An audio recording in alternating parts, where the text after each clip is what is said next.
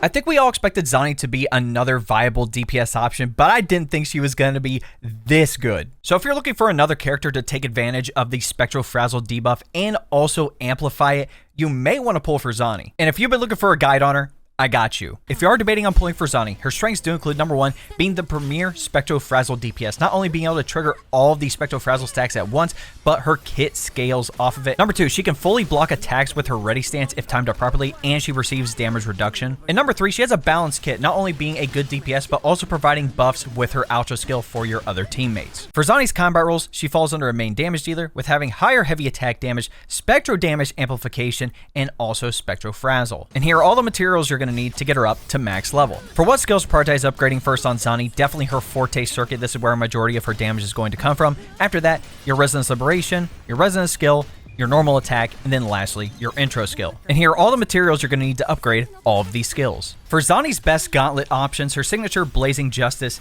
is very good. Obviously, being able to ignore defense and buff the Spectral Frazzle damage is great. Plus, with the crit damage percentage, it really helps us narrow down what echoes we can put on. And again, I'll talk about echoes here in a minute. Another viable weapon option would be Rochia's signature Tragic Comedy. Another option would be Zhang Liao's signature Verity's Handle. The last 5-star would be the standard Abyss Surges. If you don't have any 5-star gauntlets, there are a couple of 4-star ones you can use. For Zani's best echo set, we're looking at 5-piece Eternal Radiance. For our main echo, we're actually looking at the 3-cost Capitanius with Spectro damage bonus as the main stat.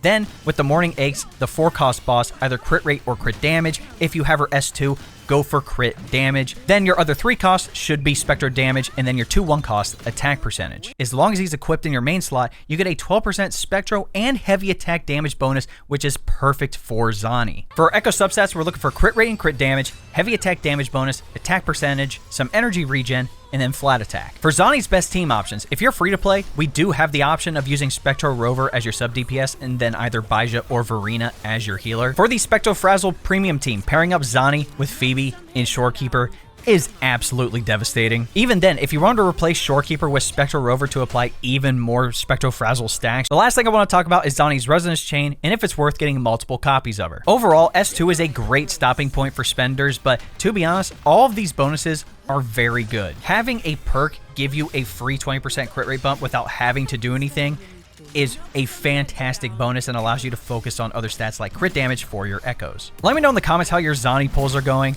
Like I said with me, I got extremely lucky being able to hit early and getting 2 copies of her in the same 10 pull, but now I'm fearing I'm going to lose the 50-50 on Chacona or whoever else I decide to pull for, but we'll deal with that when the time comes.